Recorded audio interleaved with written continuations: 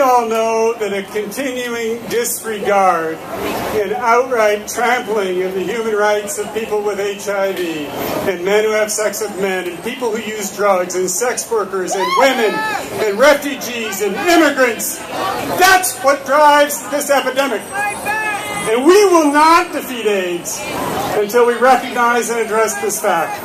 This is no more clearly evident than in the fact that HIV-related stigma today, 30 years into the epidemic, is increasing. It is not decreasing. In 1983, the Revolutionary Denver Principles Manifesto began with a defiant statement that reverberated powerfully throughout the intervening plague years. We condemn attempts to label us as victims, a term that implies defeat. And we are only occasionally patients, a term that implies passivity, helplessness, and dependence upon the care of others. We are people with AIDS. What those early activists did not articulate, and probably could not have imagined, was that the label we would need to fight against 3 decades later is criminal. Sadly, the United States is a global leader in HIV criminalization, exporting intolerance, ignorance, and legal retribution around the world. Criminalization creates a viral underclass in the law, which treats people with HIV differently for behaviors that for people who do not have HIV are unremarkable. In Texas, right now, as we are here in the hot sun, seeking treatment access for people around the world, there's a man in Texas serving 35 years in jail for spitting at a cop.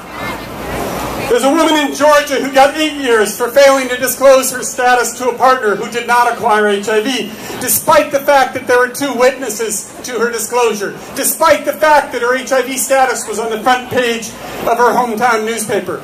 In Iowa, a young man was sentenced to 25 years in jail for failing to disclose to a partner. He used a condom. He had an undetectable viral load. 25 years in jail. I'm not talking about ancient history. I'm talking about a year and a half ago. There are hundreds of these cases, and every person here should be concerned about them. And it continues to get worse.